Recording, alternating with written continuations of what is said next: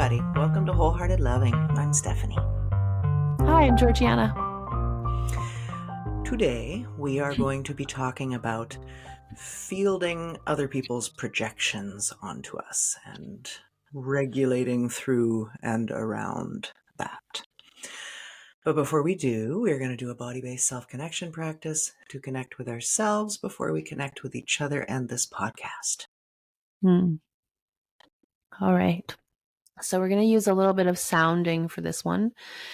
And so first, let's just find the body connection point. Where does your body feel supported by a surface that you're resting on?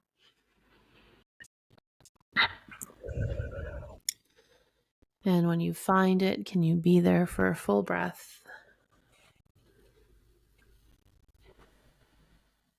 And we'll be making two different sounds. So let's just practice the sounds first. Can you make a sh sound?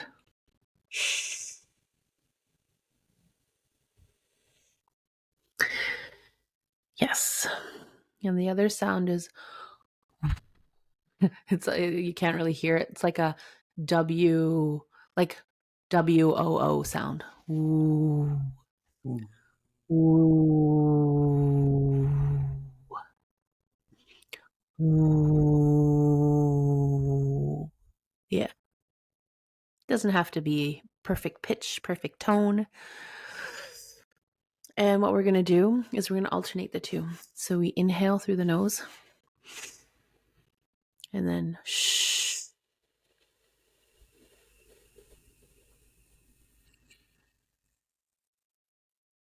And your shh will last as long as your exhale lasts. Doesn't have to be the same as ours. And then we'll inhale. Ooh.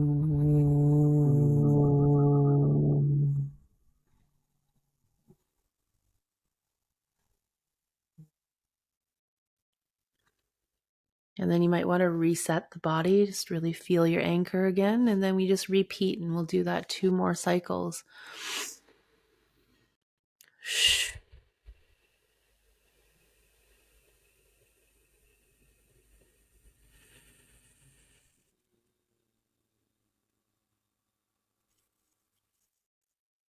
Ooh.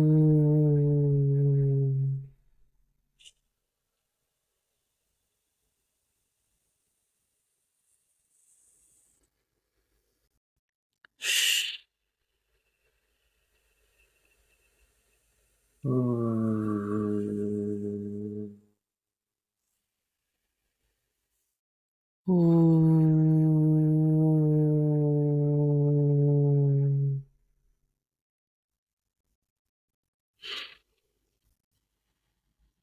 Have a little notice. Let yourself enjoy some of the vibration and energy you created.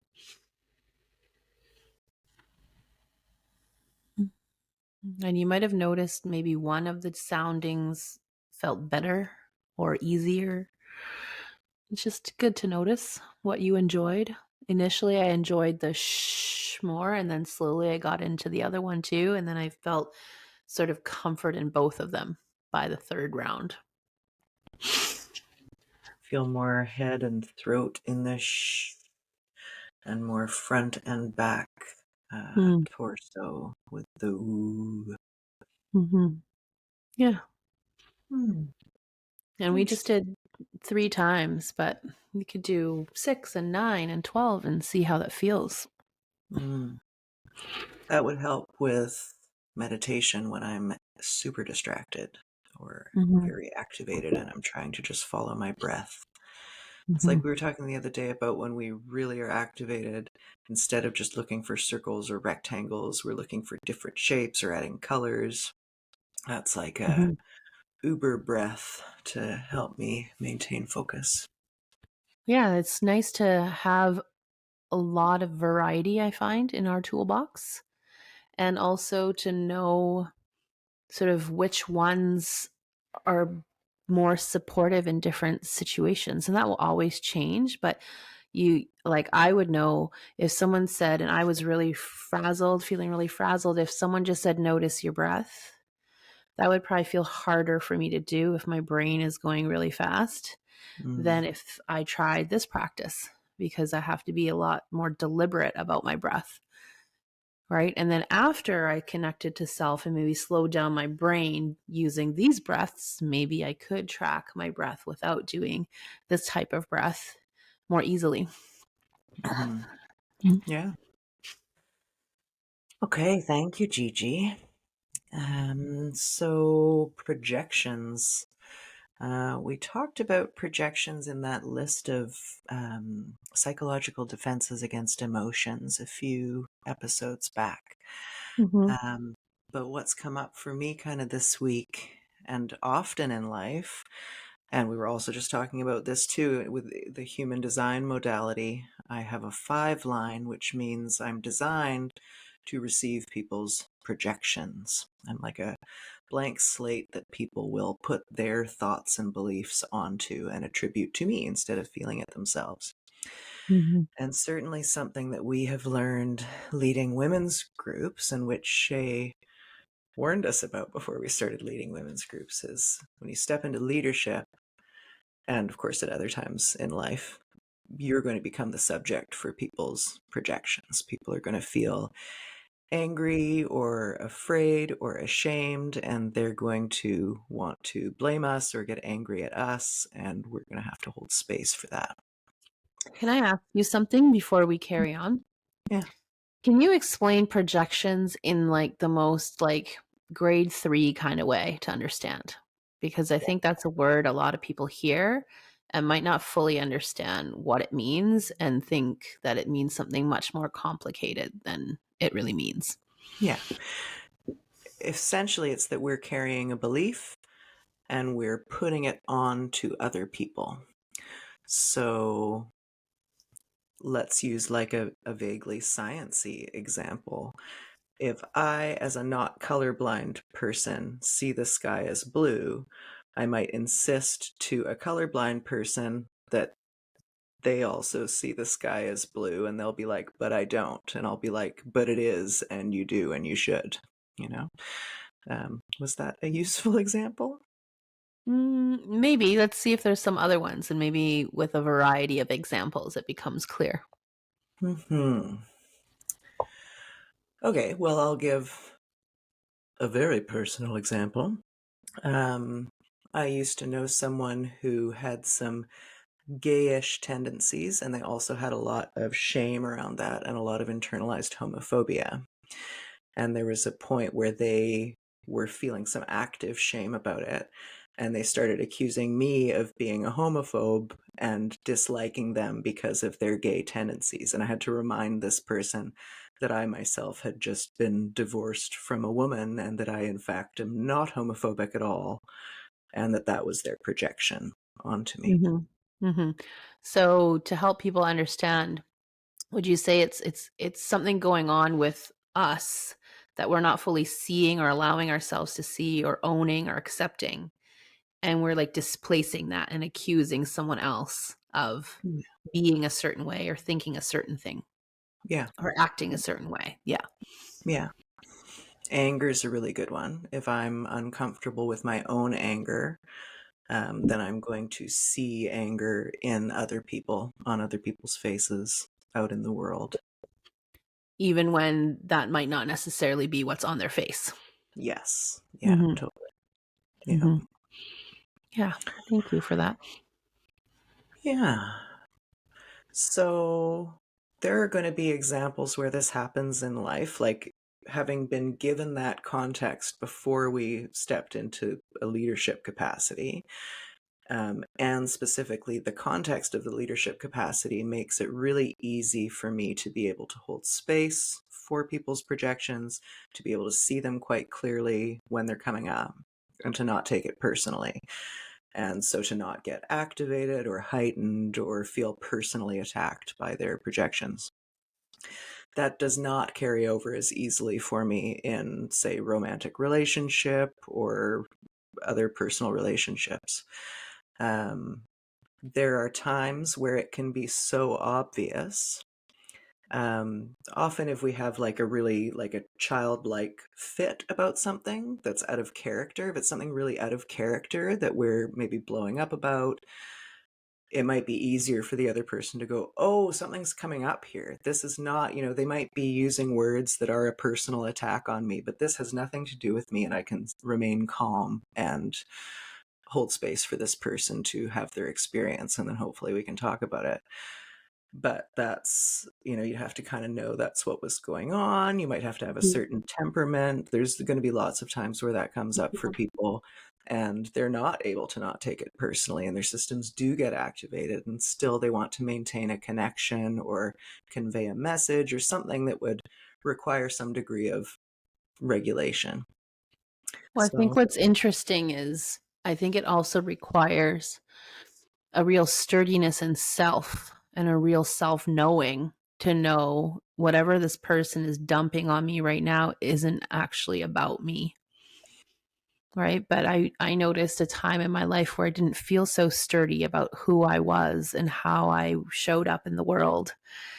And I could get really confused if someone said, you're this or you're that. And I would question, maybe I am. And I feel really hurt and defensive and mortified until I really became much more deeply connected to, I know who I am. I know how I feel. I know what's being stirred up for me right now. And I know that what your assumptions are right now, they're not accurate.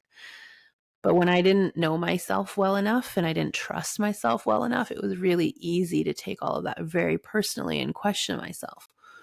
Yeah, we've done a lot of conscious work in groups as participants, clearing our projections. So exposing them to the air, saying them out loud, claiming what it is that we believe, and fears that we might have about ourselves, or scary beliefs about the world or other people.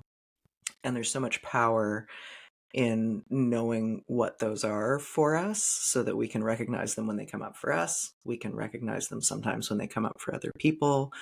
And that I think forms part of that sturdiness that you're describing. Yeah. And like over time, like the willingness to take what someone is saying about you and bring some curiosity to it of like, in what way is there truth to this? And what way is there no truth to this? Right. I always try to look at like, is there 1% truth in this? Maybe there is, but there certainly isn't 100%. Right. And to get to know which parts are mine and which parts are theirs. That was something that took a lot of practice. I recently worked with a client and he was sharing about his partner saying, I think she feels really frazzled sometimes and really dysregulated. And, he found that hard to deal with. And so I asked him, are you willing to look at some stuff that might not be super comfortable to look at? And he's like, yeah, okay. And I said, I'm just going to ask a question out of curiosity. In what way do you see that in yourself? And he's like, oh. And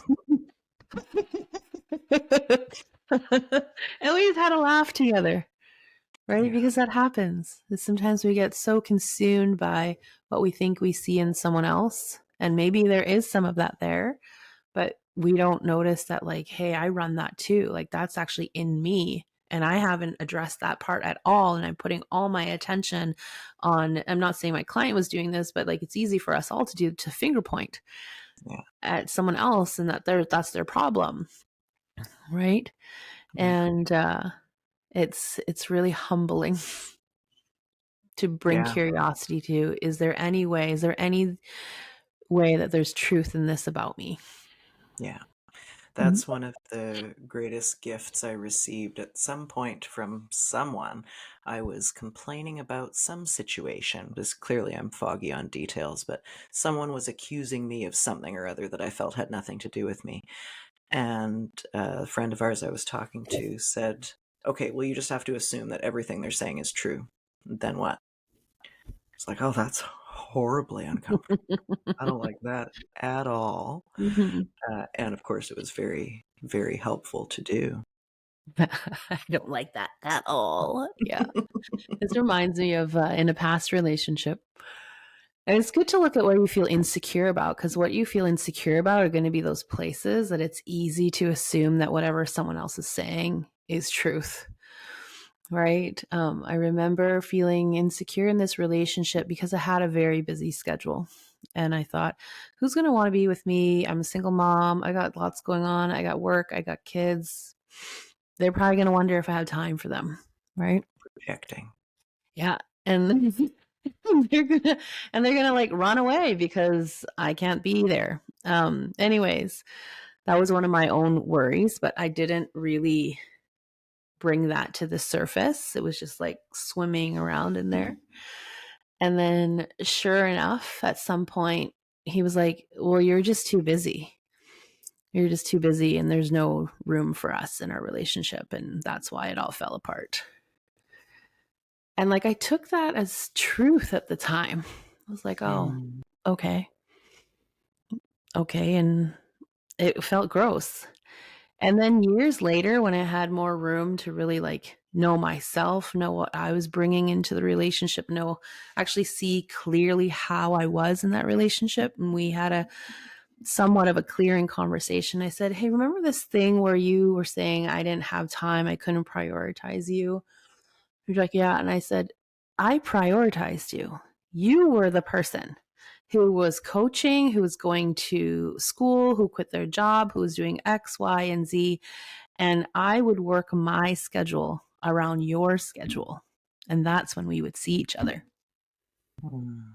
And he was like, I think it was maybe a week or so later. He's like, oh, yeah, that's right. You did. Mm. Right. Right. But at the time, because I felt insecure about that, like I couldn't say those things that I said 4 years later, however long it was. Yeah. And he couldn't see that at the time. He couldn't even see that at the time when I said that. But like a week later, when he sat with it, he's like, okay, actually, that is what happened. Yeah. It's like this loop. When we talk about fact versus story in our workshops, we talk about having a story which gives you a feeling, which gives you a thought, which gives you a course of action, which then leads to your next story. And it's this infinite loop. And what you're describing is kind of that. And part of it is this evidence seeking that we naturally do. When we're not conscious of our stories, which inevitably become projections onto other people, we're unconsciously seeking evidence to support those stories, right? So your story at the time was you're too busy. Mm-hmm. And then through the magic of existence, that ends up being what plays out in your life, even though it turns out that that's not actually what was true. And then he somehow picks up his own version of that, and then you're just doing that at each other. And here we Yeah. are. My story was I'm too busy. No one's going to want to stick around. And his story was I'm not important enough for someone to make time for me. Right. And I'm not going to be a priority. Yeah, that's such a perfect example because there you are making time for him, and he doesn't feel like he's worthy of time. So we can't even identify these things that are happening. You know, if I don't feel worthy of time, I will not be able to recognize time that's being made for me, even when it's explicit and obvious. I'll think it's something else because I can't see past my projections. Mm-hmm. Yeah. Yeah. Super fun. Super fun. So these are things that we're all going to encounter in life. And I guess I just want people to know that and to start noticing. I mean, like you just said, this is not something you're going to notice in the moment. You know, you're going to notice after you've done some work, and then you can stop and go, oh, hey, that thing was happening. And maybe here are some tools that I could have used. And through little baby steps, we'll eventually be able to come to a presence with that, to be able to notice it when it's happening and to hopefully interrupt that pattern. Mm-hmm. Do we want to talk about that time I was mean and horrible to someone? Yeah, yeah. Can you imagine? Can you imagine G being mean and horrible? So there Well, was, wait, before yeah. you tell that story, I also want to mention that. So, for those of you listening, you can see or you can hear how sweet and soft and loving G is. And if you're watching, you can also see it with your eyeballs. But there was once a woman in our groups who found G terrifying. Yeah. And didn't she, and I don't recall ever being terrifying in how I facilitate a group or how I do life. But anyways, that was her experience of me. And didn't she say like, I need to quit coming to women's group Yeah. because Yeah, she he stopped is coming 'cause mean, you were too scary. Yeah. mean and horrible and scaring her. Yeah. And this is not about diminishing someone's experience of fear, right? But this is about just noticing what we're making things mean in how someone's interacting with us. And how powerful that can be in skewing our version of what's in front of us. Mhm. Yeah. Mhm. Yeah, because what she might have experienced as mean and horrible and terrible was, I actually don't even know. But Yeah.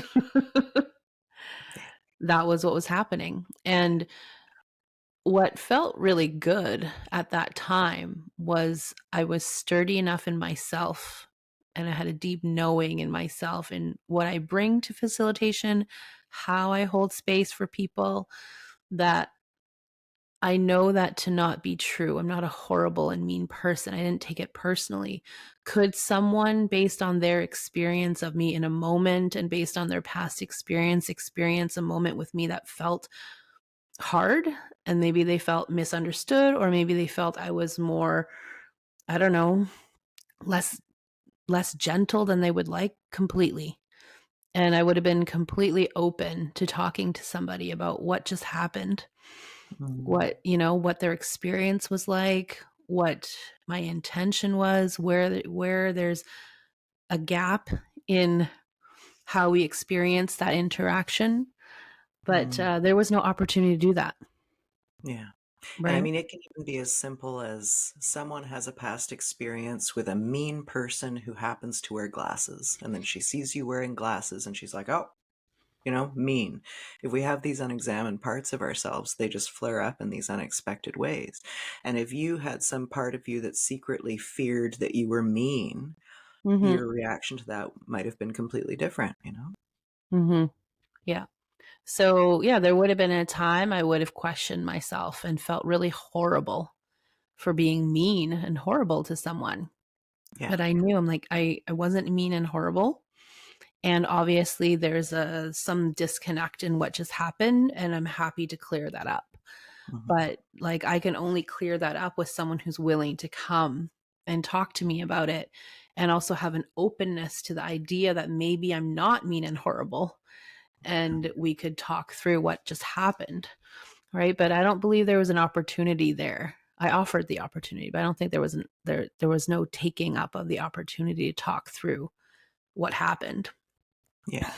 And like, that's okay too, as much as that might suck for everyone involved. It's also Mhm. reasonable when we can't meet somebody there, when we can't be open in those ways. Mhm. Mhm. And and then there was a time where it happened again where I was mean and horrible. And I remember I was more stern than I ever have been in facilitating group. It was And amazing. so It gave me life. and so when there was feedback about how that person felt like that was not okay, how I handled that moment, there was some internal curiosity about, hey, was I too harsh? Like, what happened there? What was my intention? How did it come out? How might it have been experienced? And I think I reconciled for myself, like, there was nothing disrespectful here. There was nothing mean here. It was just a boundary and a request. And it was Mhm. in a sterner voice than I would usually use, because all the softer voices didn't work.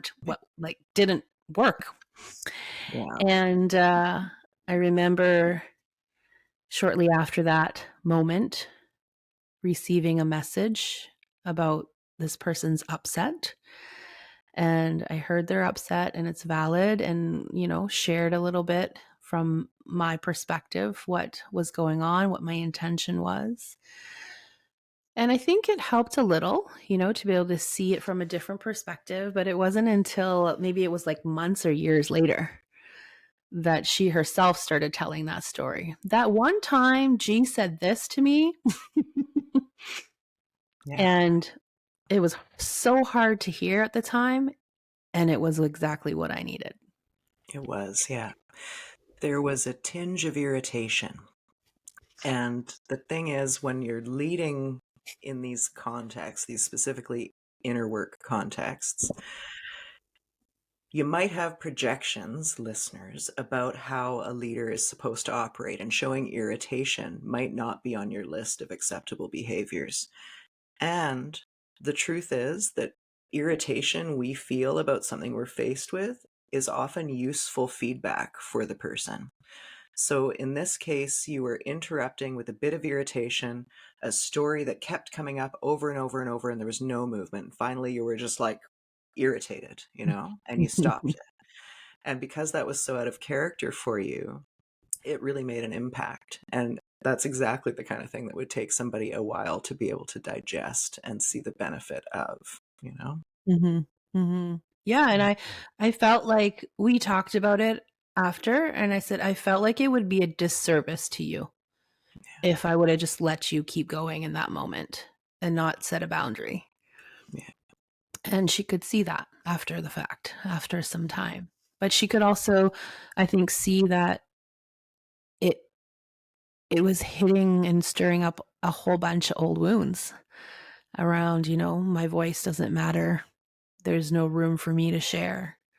When Yeah. really it's the furthest from that. There's lots of room for you to share. Your voice does matter. And when you go around in circles, revving yourself up over and over again, Yeah. and you're disconnected to your body, we need to interrupt that pattern. Yeah, definitely. That's such an interesting example, because there's so much that goes in there, like thinking about this specific situation, a story that keeps repeating, a story that in your you can feel that it's just this rumination that's going around and around. And we might say things like, oh God, I know I'm talking about this again, or oh, I'm probably irritating everybody by talking about this, and still talking about it.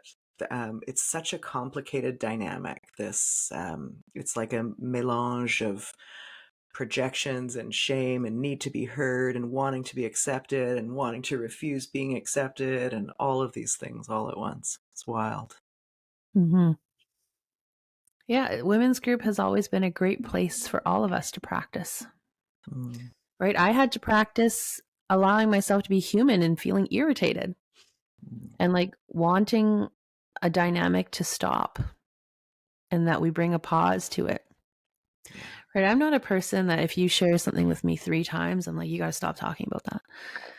But like when I see that that's the pattern for months and months, and I want to support you, and I see that it's not in your best interest to keep running that loop, and you've told us you want to stop that loop, then I feel that it's a disservice to you if we don't help you interrupt that pattern.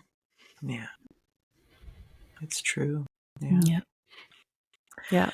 So you received those projections beautifully, and you coped with what came up for you. You were reflective. There was space to talk about it later and come to some kind of understanding that felt good, which can take Yeah. time. Which is very different, I think, than my old self. My old self, I felt, and we talked about in the last episode, shame. If someone pointed out behavior of mine that they didn't particularly like, I'd feel very shameful. And to deal with that horrendous feeling of shame, I would just try to not think about it.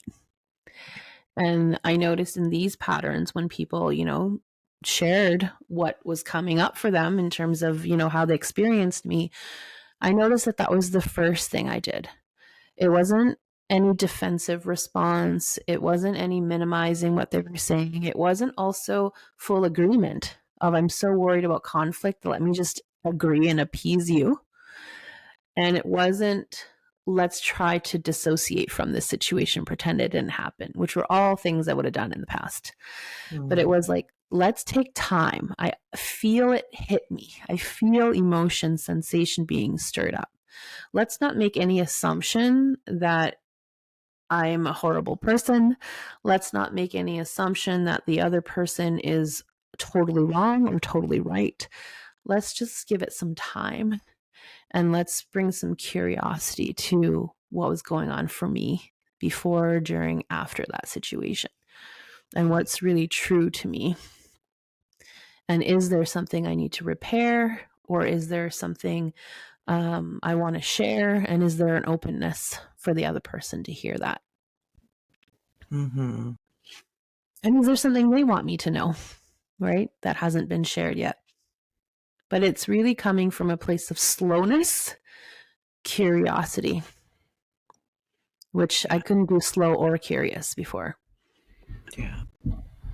Slowness, curiosity, and then sturdiness. I can't. That slowness will evade me completely if I don't have the good sturdiness, you know? It's so easy and quick to develop a sense of urgency or to accept somebody else's sense of urgency and take it on as your own. Mm-hmm. Yeah, like there's been times in the past that if something like that happened, I want to resolve it with this person immediately. Like, let's get clear with each other. And I've just learned that sometimes some things are big and they need some space and time. They just need some acknowledgement that, hey, I heard you. I heard that something felt off for you. And I want to sit with that and I want to come back to you on that. Right? That, like, I didn't know how to do that before. I would either totally ignore it forever or be like, I don't care that it's 3 a.m. We have to keep talking this out. Right. The best time to talk things The out at best 3 time to a.m. talk things out, of Yeah. course. The best resolutions come at 3 a.m. Yeah. Anything else you want to say about this? I was just curious. I have questions. Can I ask you questions? Yeah, for sure. I have a few, so maybe you can tease out which ones feel fun to talk about. What are the projections you get the most? And how did they impact you before?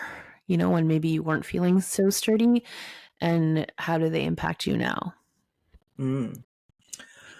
Well, these days I've really filtered out um, people and experiences that are sort of less present. Like if there are people who are really in their heads with their own ideas and can't really be with me and see me, that doesn't feel good to me. So I've arranged my life accordingly. Most of the projections I get now would be in some professional context. One that I remember really well because I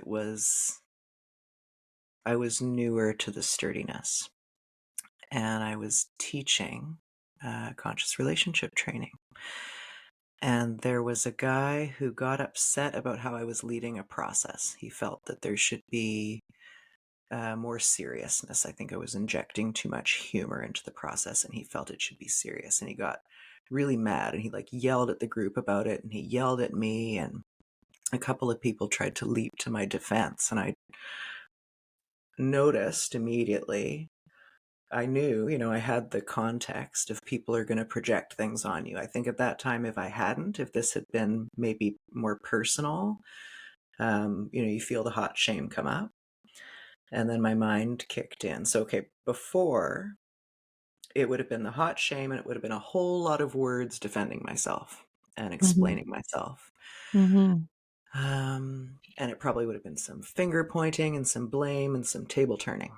And in this case, I remember saying, I remember one guy leapt to my defense and I said, no, it's okay. He's allowed to have his experience. He's allowed to share his opinion. This is the place for you to expose how you're thinking and feeling. Tell me more about your anger. And that felt really good and true and still very activating. That was a room full of something like 50 people who were all having big feelings in that moment. Yeah. I can imagine that being a really life-changing moment for someone who feels the need in that moment to share how unhappy they are with a situation and then being welcomed to share it and welcome to share more. Yeah. And actually being heard and is upset. Your response to that made me think of something that I think all of us can relate to. My question to you is, and the invitation is to notice when we get really defensive. It's a very good indicator. And I remember a time in my life where I didn't feel so sturdy with who I am and who I am not. And anything that anyone said about me, I would take personally. And I would remember like feeling really defensive, either feeling really hurt or feeling really defensive and not realizing I was hurt, you know? And I would either be defensive outwardly and defend myself to the person or try to make excuses, or it would be in my mind, but I was too afraid to say it out loud. But I lived in that energy of defensiveness. And now, after practicing and you know, all this different self-acceptance work, I just have this like soft inner knowing that's sturdy of I know who I am. So when you come and say all these awful things about me or things I perceive as awful, they don't hit me the same way. I'm like, if you want to think that about me and believe that about me, that's okay. And I never could say that before. Like the thought of being misunderstood by someone, that someone wouldn't see my true intention or who I really am, and yeah, just not get me, I would find like the most horrible feeling. It was the most horrible experience, and one that sort of transported me back into a little girl who would want to either beg or plead or defend and ask for an opportunity to clear it all up. Be like, wait, actually, please see me. And now I can say, you know what? Like, I know that this part that you said about me, there's some truth there. I know that part, that's not about me. And if you want to believe that about me, I'm okay with that. And okay knowing that there's this, what I perceive as a misunderstanding, and you're not really seeing me clearly, and I can walk away from that. Yeah. Could never do that before. Yeah, I can walk away from that is, I think, a big key there. We're not suggesting that you have to be able to field everybody's projections and take on that stuff and keep it and maintain it and keep it close. Definitely noticing the triggers. One of the triggers I have when I notice that I'm either already projecting or about to project or being defensive about things is officiousness. Anytime I feel like I want to write a lawyerly sounding letter and tell somebody what's what, I'm like, let's not do this. Let's not do this because there's a part of me that also knows what is going on. Like, what do you know is going on in that moment? Yeah. That I'm activated and I'm an adult with big words pretending I'm not activated. You know, let me engage my mind about this because I'm not completely, totally activated and unable to access real compassion right now. I just have to tell somebody the scoop. I have to let you know what's up. So you mean that's not the best time to try to have a conversation with someone? Okay. I've discovered it's not. Noted. That's funny. I've discovered it's not yet. It's really neat to notice when you've discovered that is not the path forward. Like, that is not a good path forward. And like that there's enough distance to catch yourself. I was recently watching my son's hockey game. And man, we talked about my anger or my like fear of my anger, but in the past, right? And then I spent all this time reclaiming my anger, and boy, am I in touch with it now. Especially if it has anything to do with my kids. So we're at a hockey game, I'm watching. My kid is like just recovering from an injury. Not that that should make a difference, but I'm sure it played in my mind. A kid from the other team, a team that anyone who is in the hockey world knows, this is a team, not just a team, an organization that tends to play a little bit dirtier, right? Not super clean, not always the most sportsmanlike. And one kid, after the whistle, came out of nowhere and cross-checked my kid, and my kid fell down. And if you understand hockey, you will know like that's just a no. Like after the whistle, like you just, not that you don't do those things anyways, you're not supposed to do them, but after the whistle is really like no time. Like you don't do stuff like that. And like I shouted, like I made a sound. I think I said like, "Hey," you know? And I don't know if I was directing that at the kid or at the referee or what. And I remember one of the grandmas who was sitting next to me, she's like, I didn't know you had that in you. And I'm like, I still do. It just has moments, when it comes out. And I just noticed myself. Like I was like, okay, one little thing to say, okay, like, but now let's like regulate. Like I can't go on a tirade. These referees are not adults, like, and what I noticed myself doing in my mind was, what number is that kid's jersey? What's their name? Ooh, gonna write them a letter. I was like, who are their parents? Right? And in my mind, I was like, I'm going to go find that kid later. Like I wasn't actually going to, but that's where my mind went. I could witness my mind going to that place. Luckily, because I've had lots of practice, I could also tell myself, this is not the way. You feel very angry right now. You feel very protective. That was uncalled for. All of that is true. And the way forward is not to chase down number 7. Yeah, not at And all. his parents. Yeah. That makes me think of it not being helpful maybe to look through old text messages or find out who's looking at what on social media and then going down some wild train of sleuthing to find out where people live or like all of these things that our brains do to cope. I think it's a real sign of emotional maturity and healing, and it takes time to not add extra problems into our life. Yeah. Like, don't add extra problems into other people's lives, but also, like, don't create problems for ourselves, right? Like, why? But at the time when we're so dysregulated and we are in that fight energy, Yeah. it feels like that's a good answer.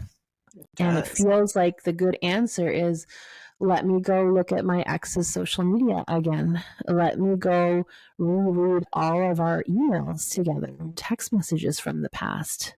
Because wouldn't that feel nice? Well, no, it doesn't. And I Right. remember a time where I would do it and it would feel painful. And then I would like be just in just a crying heap. And then there was a time where I knew, I'm like, oh, it's not going to be good. Yeah. But I was like, let's just do it anyways. The Yes. impulse to do it Do was you too have strong, right? And then over time, it was like midway through, I was like, this is not feeling good. Like, shut the thing down. Yeah. And then couldn't shut the thing down. And then over time, with more practice, it was like, let's shut the thing down. It's not feeling good anymore. It won't feel good tomorrow.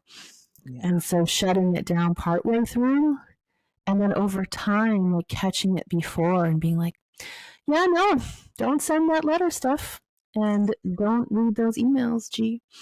Don't Right? It's do just a process. And I think I talked to clients this week who sometimes can be hard on themselves because they're aware of their pattern, the old pattern that they want to shift, and they haven't yet grown the muscle strong enough to shift it before it happens. And we need to remember that that takes time. That muscle takes time to grow. And there will be a time you have awareness that a pattern is not helpful, and you'll have awareness that you're right in the middle of the pattern and you won't be able to stop it yet, and that's okay. Yeah. Not to mention biological functions. You know, when you had the reaction at the hockey rink, all of your mama bear energy comes out, all that protective stuff. You know, the same things we're running when we feel threatened in relationship. Like all of those autonomic systems are operating Mm-hmm. as well. So there's like floods of hormones and endorphins. Like there's a lot to sort through beyond just our own projections. Mm-hmm. Yeah. And I could see which thoughts would bring me back there and which thoughts would take me away from it. And I think that's something that I've had to grow over time, of being able to see that I'm actually either creating more of this energy or I'm helping dissipate this energy. I thought before it was just all happening to me. Yeah. I didn't Yeah. realize that, oh, the more I keep thinking this type of thought, the more mama bear energy is going to come up. The more of that energy that comes up, I'm probably going to do something that's not actually helpful. Yeah. Feeding the wolf, right? Mm-hmm. This has made me think that we've been talking about projections that are like harder to face, but there are also positive projections, you know? Mm-hmm. As much as it might feel good to be in receipt of someone's positive projections, which I also often am, that has really lost its luster for me because I recognize it just as a projection. You know, this person isn't seeing me. They might not even know me. They've just developed some ideas about me based on their past experiences of life and something they recognize in me right now or in themselves that they're projecting onto me. Um, Mm-hmm. yeah. Yeah, I think that that's wasn't it someone was teaching about or reminding us of, like, when people give you excuse me, negative feedback, don't take it personally. When people give you Mm, positive feedback, don't take it personally. yeah, totally. And there's some element I really needed to learn about that and learn the nuance of what that actually meant. Like, I don't think it means like discount every kind of feedback you get. But like what I took that to mean is, don't let that define your sense of self and your sense of worth. Yeah. I've Right. also heard that said as I can't take the credit and I also won't take the blame. Mhm. Yeah. Very permission Mm-hmm. giving. Mm-hmm. Yeah. Yeah. Grounding, centering in the present.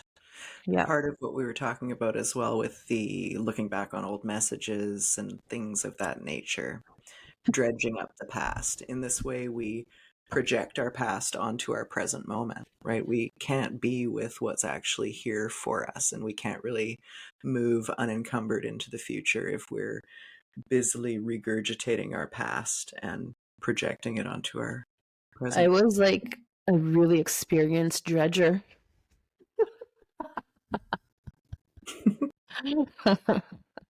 And like all that means, I find, is that like something needs to be grieved and acknowledged because Yeah, it doesn't feel complete. And then also growing the muscle to bring presence to what's in front of you. yeah, yeah. Right. Um, in terms of projections, it reminds me of wasn't it Phil who said, like, if you don't if you're not present, then the people in your relationship is not just you and your partner, but it's like every ex that that both of you have had are in bed with you. Yeah, totally. And so when you're in receipt of someone's projections who's projecting all of this old stuff, okay, here's another personal example. I was going on a trip to do this unusual thing to do with fishing with a boyfriend, and I was really excited about it. I was really looking forward to going. And he just got more and more surly and like angry towards me as the day came up. And eventually he finally blew up on the drive there and admitted that he knew that I didn't want to go and I was secretly all pissed off about it. And I was like, it was so far from what I felt that I didn't take it personally at all. And I actually said in the moment, did you have an ex girlfriend who did not want to go on this exact same trip? And he just stopped dead and was like, oh, yep, I'm so sorry. And I was like, I get it, and I'm gonna need a minute. I asked him to pull over, and I just breathed outside the car for a while, and then we were able to come back to reality.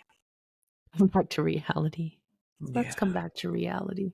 Yeah. Um, reality is hard to face when you grew up not having the tools and the emotional, physical holding to be with reality.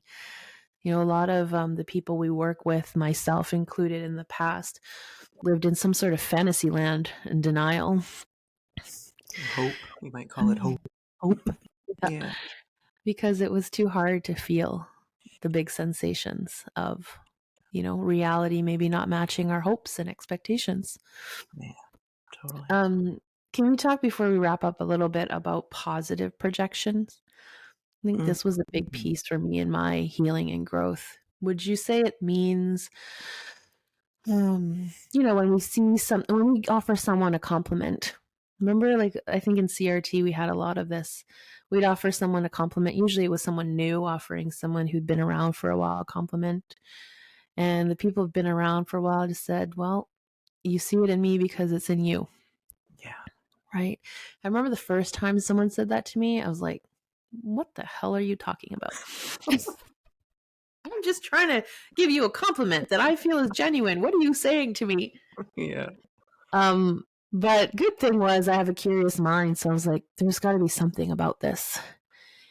And it was such a great learning for me because I was so used to seeing negative things in myself and not positive things in myself. And I was so good at seeing good things in other people. And I was good at sharing that with other people that it never made the connection that I saw that and I felt that because I am that and I know that. I Yeah. just have never really owned that that is me. Yeah. So, yeah. I think that's really fundamentally what it is that we cannot see something that we don't have somewhere within ourselves. Um, and the things that you do see will be a really good cue about what's secretly in there, you know? Mm-hmm. So what a gift to discover that compliments are such a lovely thing for you to give. And that's actually because within, you actually see these things in yourself. Mm-hmm. I will walk people through that exercise of noticing what kind of compliments they offer to people. Mm, And then the exercise is to find an example of when they embodied that trait as well. mm, And that's always becomes such a healing practice for people to really own that, oh, this thing that I really admire and respect in others, I actually have in myself. I'm not just saying it, I can actually find evidence of it. yeah, powerful stuff. Yeah. Do you have a closing practice that you'd like to walk us through now? A closing practice. I don't actually have a prepared one, which I usually never have a prepared one. I don't work like that, but I don't know. Something came into, but I think I need help with this because I don't remember it. Do you remember how you do your fingers for Itsy Bitsy Spider? I don't know why that came to me. Oh, do I? Okay. Thumb to forefinger Thumb to forefinger, yeah. in a diamond shape. Okay. And then you go like this. Is that right? Like I don't climbing a know. ladder Yeah, I or don't like know. a water spout, perhaps? Yes, you climbed the water spout, but I don't remember how. Isn't Maybe it someone just has to this? remember. Is it just that over and Picture over head? again? I don't know. Who remembers? Who remembers Itsy Bitsy Spider and how your fingers climb up? Send us a That's the video. closing practice. Cute. That's the impulse I had. And Hmm. because I wanted to feel finger on finger, and also something that came out of it that wasn't intended was just being silly and laughing. I Hmm. wonder if it is just this. Maybe it is. And then so it goes up like this. Yeah, that's all I remember. Okay. I It's mean, a I could do it when I thing. was 3, but maybe not as coordinated anymore. Yeah, this is making me think that like we just go round and round. It's this dance, back and forth and around and around. Round and around. Yeah. So Yeah. just a little bit of feeling the pressure of your fingertips against each other. And if you remember the itsy bitsy dance, you could give that a try. Mm. Now I'm going to want to look it up. The other one that feels good to me in Which one? exactly this vein is oh gosh, what is the rhyme? I'm going to confuse the teapot with is it a chapel? Here, the Oh, steeple yeah. and open your, oh, I've done it wrong. Hear all the people.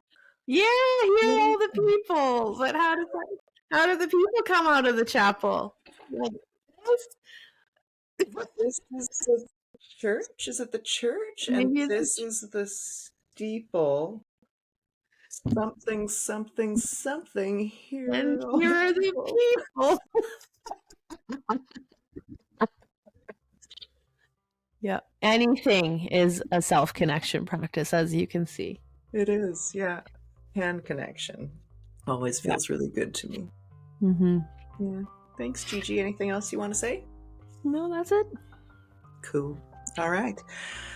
Well, we'll see you next week then. As always, please like, follow, and subscribe. And if anything we've said here today has been helpful for you, please share with somebody that you care about. Bye. Bye.